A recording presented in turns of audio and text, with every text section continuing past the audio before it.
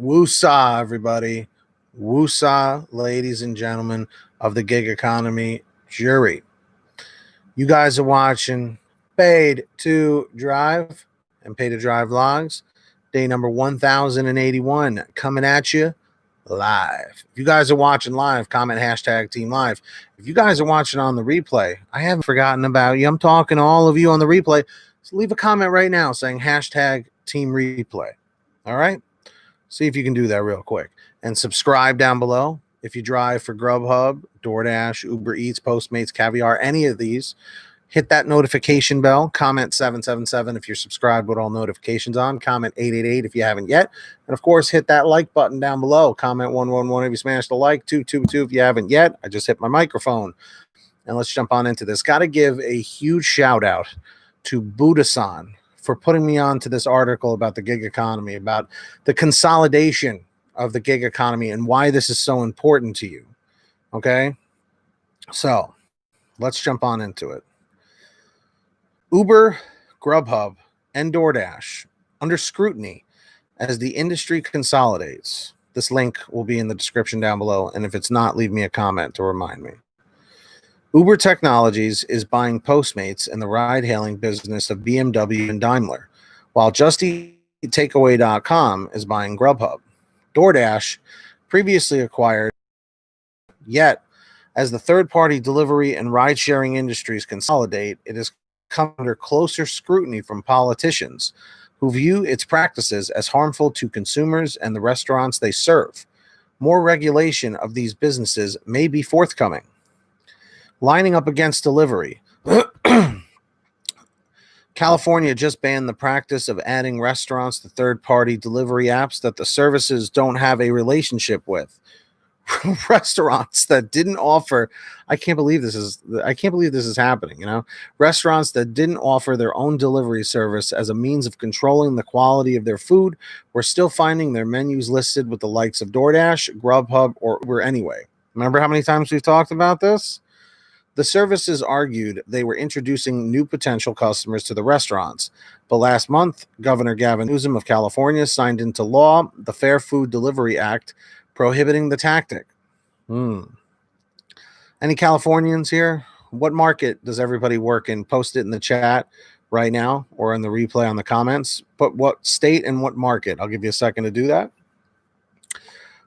More recently, 3 congresswomen asked the Federal Trade Commission, or the FTC, to investigate third-party delivery operators and their fees, in addition to dubious practices like creating fake websites and phone numbers for restaurants to take orders for them without their consent.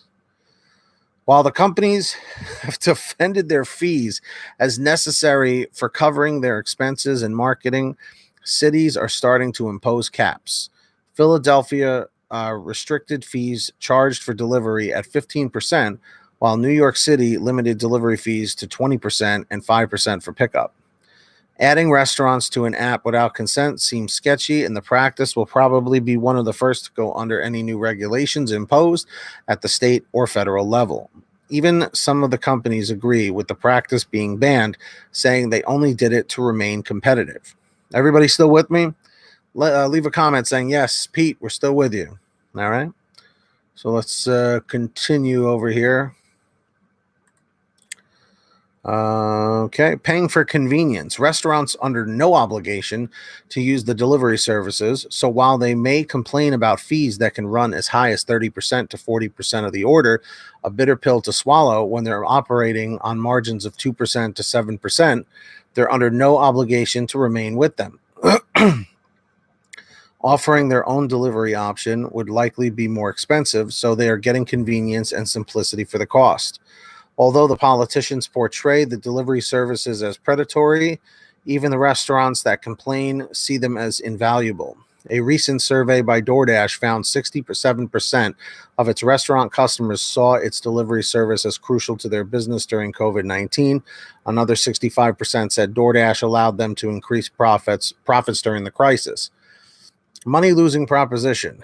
The pandemic-driven delivery boom, however, has not helped any of the delivery companies turn a profit. Grubhub reported a loss of $45 million in the second quarter, or 49 cents per share. compared with a profit of 1.2 million or a penny per share last year. Uber remains unprofitable, with the Postmates acquisition maybe not delivering the profits that were expected.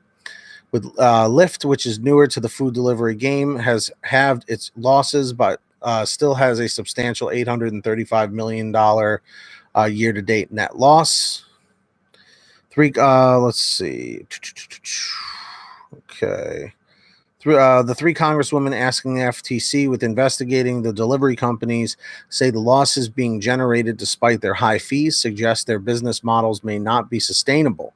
So despite DoorDash, Uber Eats, and Grubhub owning 90% of the food delivery market, the congresswomen argue consolidation will cause prices to rise even higher. This is unbelievable. We are very concerned that these firms' paths to profitability will likely come from eliminating competition, charging higher fees to restaurants and consumers, and misclassifying and undercompensating the workers who perform the labor of delivering the food. I wonder who that is.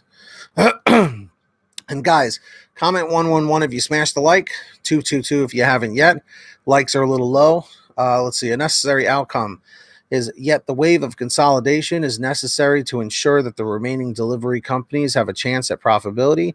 Sacrificing profits now for their base to gain critical mass is a valid strategy, and more often than not leads to cheaper pricing in the future.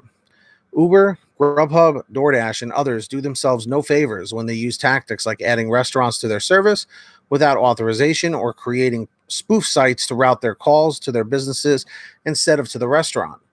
The gig economy is already under pressure from states like California that are requiring companies to classify drivers as employees, an outcome that could wreck their businesses. It only serves to undermine the valuable and necessary services that even their restaurant partners agree has allowed them to survive. Where to invest $1,000 right now? Before you consider Uber Technologies, you'll want to hear this. All right, well, now this starts talking about that. Yeah, all right. Well, anyway, that's basically the article. If you want to check it out, the link will be in the description.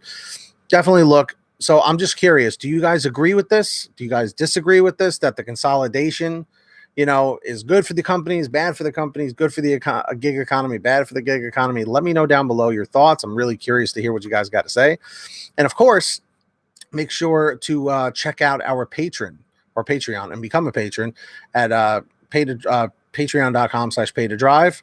Get shout outs just like this: Diesel City Queen, Kimberly Thomas, Serena Siddiqui, Tulsa Todd, Heidi Barnes, Kurt Paul, Brian Pomeroy, William Boudreau, Sarah Nash, Sarah Keston, Alan G. Van Horn, Scott Freisner, Drew Honor, Katie Coppin, Rideshare Lisa, Stephen Neely, Destiny Rudolph, Dave Chin, Frank, Jason Casta, Sherry Cassidy, Anthony Bliss, Nick G., Ginny Thomas, Matt Epperson, and of course, Terrence Pacheco.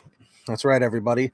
And are you guys all signed up on the Get Upside Gas app? Comment 333 for yes, 444 for no. All you have to do is pump your gas, print out your receipt, take a picture of your receipt with the Get Upside Gas app, and within 48 hours or so, you'll get anywhere from 15 cents to 45 cents a gallon back, which is pretty fantastic. And if a friend or a family member signs up using your code, you'll get paid every time they pump gas. It's called Get Upside. The link's in the description down below. Make sure to download it, all that good stuff. And that's all I got for you, everybody. So let's smash those likes. The likes are super low. Comment 111 if you hit the like, 222 if you haven't yet. Subscribe with all notifications on. And that's it for me, guys. If you made it to the end, comment end 553, end 553. I'll give you a second to do that. Get that money, get that honey, keep hustling and keep bustling. And we'll see you guys next time right here on Pay to Drive and Pay to Drive Vlogs. Peace.